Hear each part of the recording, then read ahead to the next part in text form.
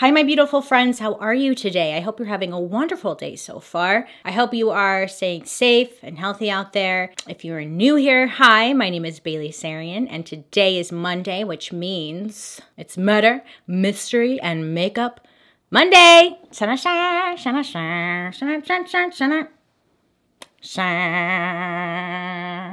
If you are new here, hi, my name is BaileySarian, and on Mondays I sit down and I talk about a true crime story that's been heavy on my noggin, and I do my makeup at the same time. If you're interested in true crime and you like makeup, I would highly suggest you hit that subscribe button because I'm here for you on Mondays. Yeah. If you're ever curious as to what I'm using, I do list the products down in the description box down below. But other than that, I will shut up and let's get into it because this one is juicy. Today's story is very interesting. It's got everything. Love, sex, money, incest. Yeah, I said it. A lot of incest going on. Last week we had some incest. This week we've got it. I guess I'm on some kind of roll here that I didn't mean to sign up for. My bad. So the story I have for you today is kind of like a car accident, you know? Like you want to look away, but you can't. So instead you just kind of brake the car a little bit and then like it causes a bunch of traffic behind you and now you're late to work. It's like that. Let's dive into the compelling story of Candace, who also went by the name Candy Mossler. Candy Mossler was described by nearly everyone who knew her as a glamorous, platinum blonde Barbie who kept her real age a secret. She was a socialite by nature and an adoring wife by choice. Before Candy met her second husband, his name was Jacques Mossler, who was a multimillionaire who had an intense dedication to work. Okay, yes, loved to work. From a young age, Jacques Mossler was determined to provide for himself and his future family, as his widowed mother had managed to do for him as a child. Mossler owned a chain of banks and finance companies from Florida to Texas, and as a result, he was rich. Like he was rich. So Jacques was married beforehand. In his first marriage, he fathered 4 children who were said to be the apple of his eye. And for the first time in his life, work had come second and his new family was first in his life. Jacques was a man that many described as being an individual who simply loved helping children. Because he was raised by a single mother who made sure to try her best to provide for her children, Jacques felt like he needed to or wanted to do that the same for other kids, which is like, aw, that's so sweet, you know? So when his first marriage fizzled out for whichever reason it did, Jacques filed for divorce and his life changed directions. It was then that Jacques met the also recently divorced socialite Candy. Funny how they always show up right when you go through a divorce, you know? So Candy never revealed her real age to almost anyone. Very old school. But it was well known that Candy was at least 20 years younger than Jacques. And the age gap really didn't mean anything to them because they fell in love. And by 1949, Jacques proposed to Candy and the two were married by springtime. The relationship was, it was the beginning of what looked like a perfect love story. Candy and Jacques moved into a 28-bedroom mansion in Houston together where a lavish lifestyle became the new normal for Candy. 28 bedrooms. I would love to know what goes in those rooms because what the hell do you need 28 bedrooms for? Like I can understand 4 or 5 bedrooms. Okay. But what are you doing with the rest of those rooms? Let me know down below. Candy's just loving it. She's like, dude, I hit the jackpot. Candy, she always had a love for the finer things in life. Okay. And after marrying Jacques, she was set to enjoy her new lifestyle permanently. She's not going anywhere. The couple often spent their days traveling between their Houston home and their posh vacation apartment in Key Biscayne, Florida. Nearly 8 years into their marriage, Candy and Jacques, Jacques was watching the news one day and he heard about a man who had some kind of like manic episode and he ended up killing his pregnant wife and her unborn child in a fit of rage. So Jacques is watching the news and he hears this story. The man who had done this. His name was Leonard Glenn, and he had a history of mental illness, according to officials. After shooting his wife and stabbing his infant child, Glenn packed his other 4 kids into a car that he crashed into the snowy banks near his house. Police intercepted and brought Glenn into custody immediately, which then left his 4 children orphaned. So Jack is watching the news. He hears this story, and he hears about the 4 children who are now orphaned.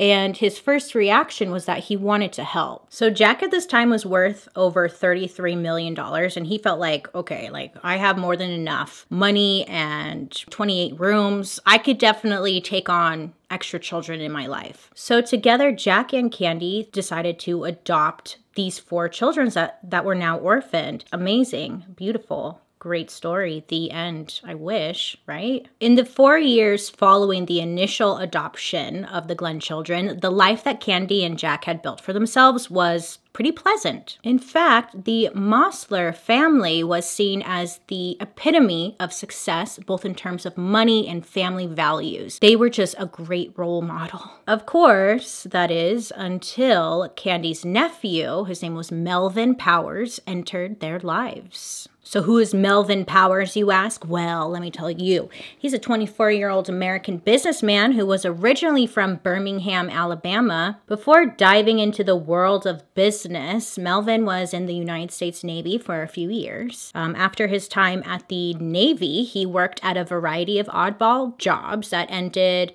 with him receiving a conviction for a con job in Michigan. Based off of what I was reading, it kind of seemed like Melvin was always looking for the easy way out, whether it be lying to get money or just lying to benefit himself in some kind of way. You get what I'm saying? So the con job that he was doing in Michigan, this conviction resulted in Melvin receiving a sentence to serve 90 days in jail, which he did. And when he was out, that's when he was on probation for his offenses. He decided to move to Houston. And the reason being is because his mother recommended that Melvin get in touch with her sister Candy, aka his aunt, as she lived in Houston with her business-owning, very wealthy husband. So like, hey, maybe you should get in touch with, my sister who can maybe help you out. So Melvin's thinking, wow, Mom, thanks for the tip. That's a great idea. And he reaches out to Candy, his aunt, in hopes that, I don't know, maybe her husband could offer him a job, offer him something, to hopefully get him into business and start making money. What transpired between Melvin and Candy was definitely different than they had intended. The relationship as aunt and nephew was strange from the first time that they met in Houston. It was said at this time Melvin was nearly 21 years younger than Candy and was literally her nephew by blood. But that didn't stop the two from experiencing some sexual tension. Yeah, weird. I don't know what I was thinking. This is a side note, but I don't know why I didn't set my under eye, and I now pretty much have to wipe off my foundation. Okay, so yeah, sexual tension. It was happening. Oh, yes. Oh, yes. Now, I mean, we could all say, well, maybe, Melvin was doing this on purpose because he knew like he wanted to get into Candy's pockets, her wallet. Or maybe he was just trying to get a leg up in the business world through her husband. Or maybe Candy was feeling some kind of way, like maybe she liked having this power or authority over Melvin that left her hot and bothered. Those are just opinions. We don't really know. Whatever it was, their affair lasted for years. Yes, I said affair, because they crossed that line, baby. Oh, they crossed it. You nasties. So Candy would later say that her affair with her nephew was a direct response to having discovered that Jack, her husband, was gay. Oh, yes. Oh, yes. Candy said that Jack was struck down by a mysterious illness that left him a homosexual, and this just shattered her. She had no one else to talk to, so instead she turned to her nephew for companionship, which then just led into a sexual relationship. When Jack was in his mid-60s, he started to stay at their Florida vacation apartment a lot longer than he normally would. Whether it was because he was tired of his marriage, or maybe he just wanted to be alone while he kind of experimented, I don't know, or just explore his sexuality more. But he was distancing himself from Candy. At least that was the perception she was getting. While Jack was away in Florida doing whatever it was he was doing, it was a lot easier for Melvin and Candy to hide their affair pretty much because he was never around. Okay. Or at least Candy and Melvin thought their affair was a secret and no one was ever going to know. Jack had agreed to originally help Melvin with his business ventures when he first moved to the home in Houston. He gave Melvin a job working as a trailer salesman. He owned a lot. Melvin worked at that lot selling trailers. Candy was the one who was in charge of mainly financing anything that Melvin needed for his job. So Jack even allowed Melvin to move into the couple's multi-million-dollar mansion and live rent-free. Not long after Melvin had moved in with Candy and Jack, it's when Candy and Melvin grew a little sloppy in the ways that they had hid their affair from Jack. It was said that Jack was not a dumbass. He knew something was going on. He didn't know it was between the two of them, but he knew something was just going on. Now, when Jack did find out the truth, what was going on between Candy and Melvin, he was like, oh, heck no, you nasties. Your bloodline is not royal here and is nothing to protect. Y'all are just gross.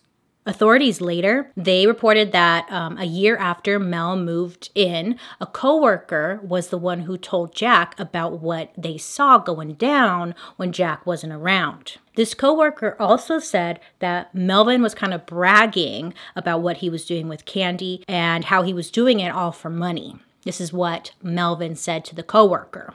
Coworker told Jack. Jack is already like, dude, gross. So Jack goes to do some investigating for his own. So he goes looking for Candy's diary.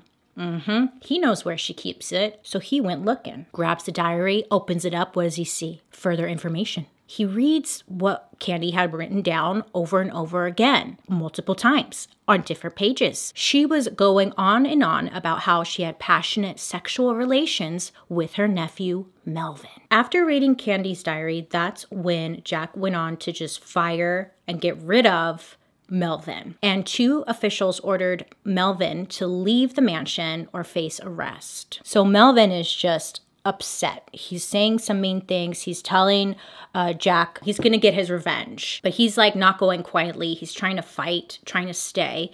And Melvin left, but when he left, he claimed one day he would return, quote, as the owner of this mansion, end quote. It was said that this left Jack very, it just sat with him and it kind of put some fear within him. He wrote in a personal memo, quote, if Mel and Candace don't kill me first, I'll have to kill them, end quote. Well, it was said it was a personal memo, but I believe it was a diary of his own, a journal of his own. So it was said directly after this whole fight went down. Jack had kicked Melvin out of their house in this big blow up. Jack and Candy, their relationship just went south quickly. Neither Candy nor Jack felt as though they could trust each other anymore. Neither party really respected the other enough to have a healthy, loving relationship again. They both obviously wanted 2 different lifestyles. In turn, they formally separated later that year. Even though the couple separated, Jack was still providing Candy with a $5,000 weekly allowance to keep her wealthy lifestyle.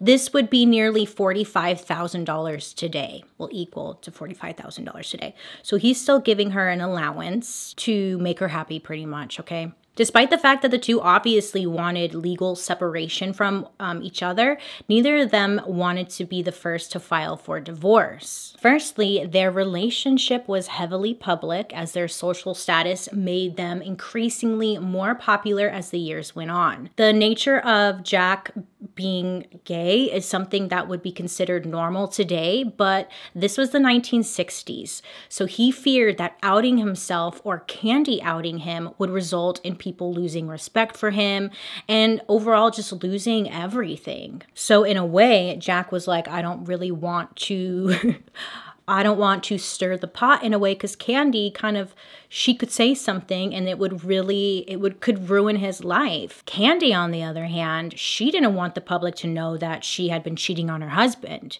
and not just cheating on her husband, with her own nephew.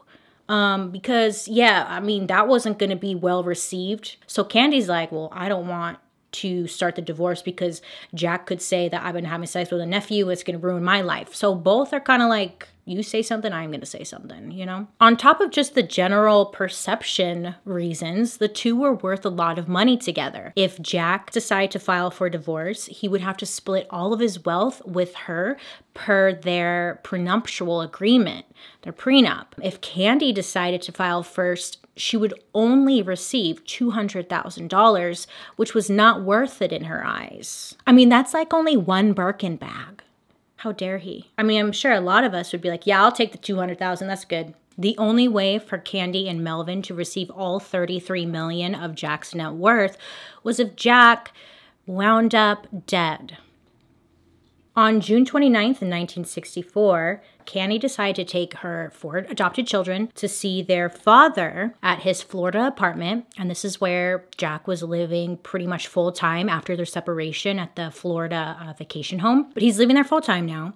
So she takes the kids over there to go to visit, we guess. I don't know. They only stayed for a little bit at Jack's apartment, just for a few hours. And during that time, Candy complained that her head was just pounding. She had a migraine. Throughout Candy's life, it was said that she suffered from migraines that were often debilitating. You know, this excuse that her head was hurting, it sounded about right. It wasn't something that was weird. So after a couple hours, it was said that Candy was just tired of being in pain. So she decided to take the 4 children into her car, and they drove off to a nearby emergency room in hopes that the medical staff could help alleviate her migraine. Just moments after Candy left Jack's apartment, an intruder broke in through the front door.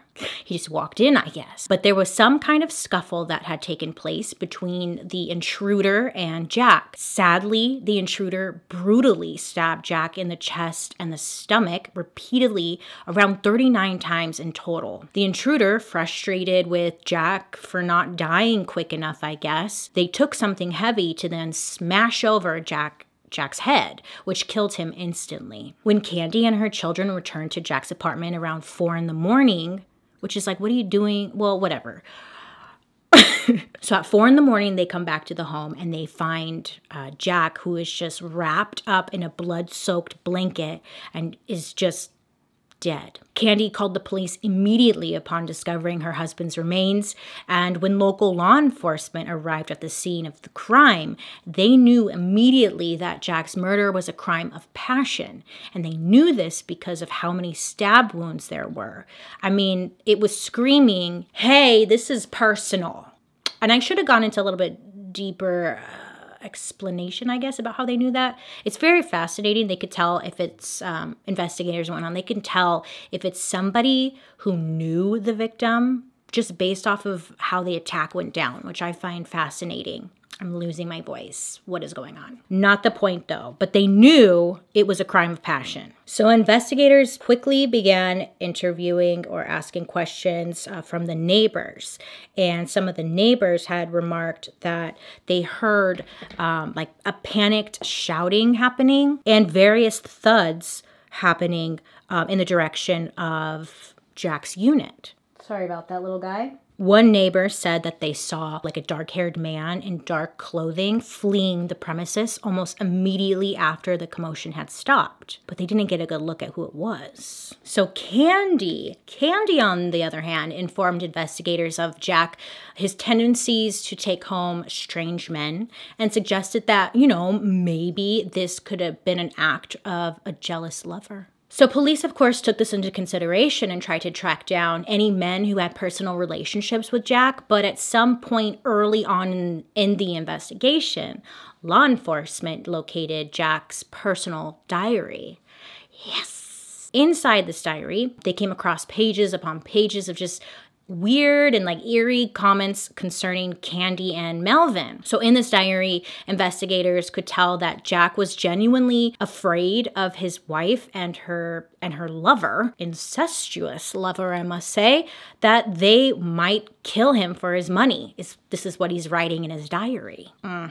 So this alone was enough for investigators to start to focus their investigation on Melvin and Candy a little bit more. So back at Jack's home, crime scene investigators... Hold on. So back at Jack's home, crime scene investigators found bloody fingerprints on Jack's countertops. They run these bloody fingerprints through, their system, and voila, baby, it matched Melvin. One of Jack's cars was stolen. One of them, It was the one that Candy usually drove around. Anywho, so they find Jack's car near a local airport. It was reported stolen. So when they find it, they're like, okay, here it is. So I'm sure it was more than that. I feel like I'm making this more confusing. Stolen car, it was Jack's car. Now it was found near a local airport and was searched. And of course, like inside, they find a bloody fingerprint. They ran it through the system. Melvin. It was linked to Melvin again. Melvin, you're a little sloppy. As it turned out, Melvin had been seen in Miami over the same few days that Jack's murder took place. It only took a few days for police to locate and arrest Melvin for the murder of Jack. When word got back to Candy about Melvin's arrest, she hired the top defense attorney to represent Melvin. I mean, the best of the best. But police wholeheartedly believe that Melvin did not act alone. They believed that Melvin was working closely with Candy Mossler to murder Jacques Mossler for his money. Shortly after Melvin's arrest, Candy was then taken into custody for her assumed association in her husband's murder as well. Candy knew she wouldn't do well behind bars. Locked up. No. It's not going to work for me. So she hired a team of lawyers to make sure she never served a day in jail. Now, for over a year after the murders, both Candy and Melvin were free on bond. Don't get me started. At the pair's trial, Candy and Melvin consistently asserted their innocence. The prosecution team presented a case showing Melvin and Candy wanted Jack dead so they could be together and inherit his millions. It was estimated that Jack's estate was worth over $200 million in gross value and $22 million in net value, over $1.6 billion gross and over $177 million in net value today. So a lot of money, okay? Like a lot of money. If you had $177 million, you'd be good for the rest of your life. The prosecution backed up their claim of an affair with photographs of Candy and Melvin that they had taken together. The couple, they seemed to travel a lot together and documented their trips with photos of them on ski slopes, at concerts, and in nightclubs. Just like taking pictures together wherever they went. So they brought these into the courtroom and they told the jury, look, this happy couple, look at them. Here is the motive. They wanted the money. They told the jury that Jack had recently learned of his wife's affair with her nephew. And in response, Jack was planning a divorce and dropping her from his will. Now, this sudden change of events is what caused Melvin to fly from Houston to Miami. He was seen driving Candy's white car around the time of the murder in the area. Then, hours before the time of death, Melvin was at this place called the Stuffed Shirt Lounge, which was a lounge bar area, but it was right by Jack's apartment, and he was spotted there. Melvin was. Before leaving, Melvin had asked the bartender for an empty bottle of Coke. The prosecution said that he left the bar and headed to Jack's apartment with the Coke bottle in hand. It's believed, or it was argued, that this was the weapon Melvin used to strike Jack in the head, an empty Coke can. Like the real glass Coke bottles, those are pretty hardcore. I think Yes, that sounds about right. Then the killer used a knife to stab the victim 39 times. Candy's part in the murder was making sure that her husband was home alone. She had claimed to have a migraine and then insisted on taking the kids, the 4 children with her, to drive around for nearly 3 hours, 3.5 hours. She didn't go to the urgent care like she had said she did. She instead just drove around for 3.5 hours. They called witnesses who testified that Candy had spoken to them about trying to find someone to kill her husband. The prosecution is painting a picture that all signs point to Melvin and Candy. I mean, no ifs, ands, or buts. We got the motive. We've got witnesses who said that Candy was asking if someone could kill her husband. I mean, it's clear as day, right? The defense team came back and fought that the bloody fingerprints that were found in the home/car could have been there from days before, for all anyone knew. This was before DNA testing, so all they knew was that there was blood and like bloody fingerprints and stuff, but not who the blood belonged to. So they're trying to fight like, well, yeah, there's bloody fingerprints and stuff, but we don't know how it got there. Could have been left there from a couple days before. I mean, it's wild, you guys. It could happen. Candy took the stand testifying that on many occasions, she and her children had come home and found Jack involved with a male lover. The defense said that any one of the random men Jack picked up could have killed him, and it's not fair to blame it on Candy or Melvin. To you and I feel like, this is easy, right? Well, the jury took over 16 hours to deliberate, and they returned with a verdict.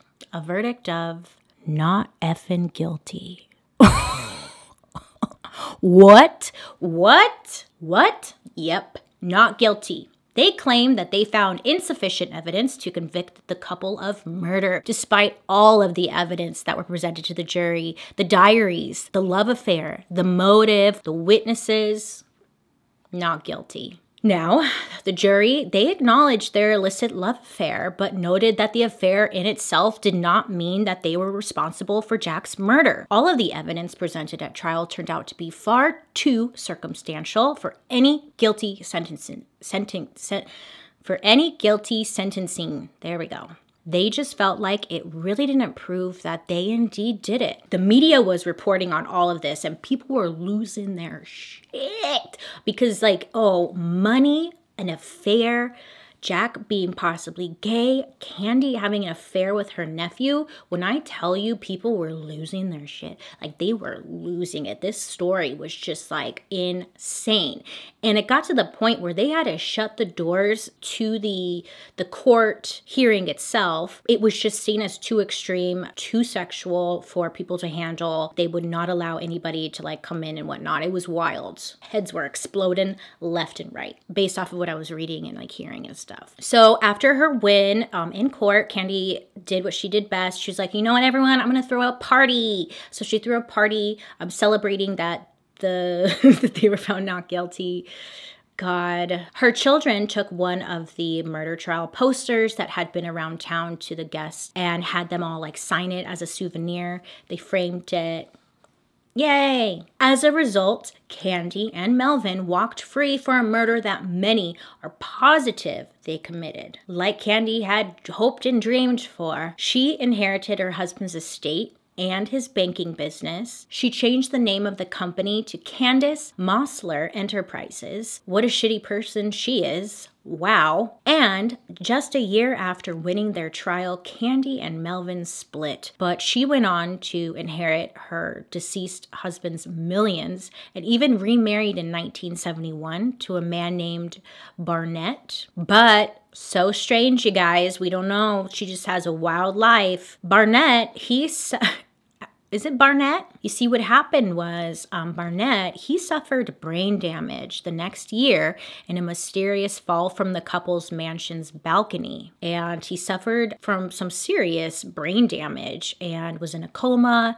And Candy was like, I'm out. Bye. Okay, so then in 1976, Candy's body was found in a Miami hotel room. She was dressed only in a lace robe and she had on a full face of makeup, as she always did. She had overdosed at 55 years old. Some sources say that she was 62 years old. Another source said she was 66 years old. And honestly, I didn't verify because I just felt like it was very fitting. How old was she? Nobody knows. You never ask a lady how old she is. Ooh. Melvin and Candy, again, they split. And when he found out that Candy had died, he did attend Candy's funeral with his hot new little boo thing. And then, at that point, he had become a flamboyant real estate developer in Houston. Oh yeah, he went on to have a very successful life. He was said to always dress head to toe in very expensive attire. He owned a huge luxury yacht, and by 1979, Melvin had built a fortune estimated to be worth $200 million. He also drew attention in the early 1980s by adding 23 feet to his 142-foot yacht, which was said to be one of the largest in the Western Hemisphere. Wow, Melvin, you're really doing it, Melvin. Groundbreaking. Melvin was like in and out of bankruptcy. He had filed bankruptcy a couple times, but then he would like bounce back. So something sketchy was going on. I don't know. And at the age of 68, Melvin was found dead at his home in Houston. The Harris County Institute of Forensic Sciences said that the cause of death remained undetermined. That, my friends, is a story about Candy and Jacques Mossler. And Candy's just, what do I even name? Poor Jack. Poor Jack. He seemed like such a great guy, and he totally just got taken advantage of by this devil woman. That's what I'm calling her, a devil woman. What happened to the 4 adopted children, you ask? Well, I don't know. I didn't look into it because just leave them alone. They've been through enough. I don't want, you know? What did we learn here, my friends? Well, if you are wealthy in this country, you can and probably will get away with murder. Isn't it fun? Stories like these, they get under my skin so bad. Ugh. If you have money, you can get away with anything. It's so effed up. And you could say, well, Bailey, this was from the 60s or whatever, the early 70s. Okay, well, let me find some news stories then that are very similar to this. Maybe not as like, you know, scandalous, but they're out there because I read them all the time. I like to torture myself. That's how I feel. Thank you so much. I mean, talk about a wild story, you know? I just truly don't understand how they didn't. Yes, I do. Money. Let me know your thoughts down below. Anywho, I hope you guys have a wonderful rest of your day. Thank you so much for hanging out with me today. Let me know who you want me to talk about next week. Please, please, please make good choices out there. Be safe, and I'll be seeing you guys later. Bye.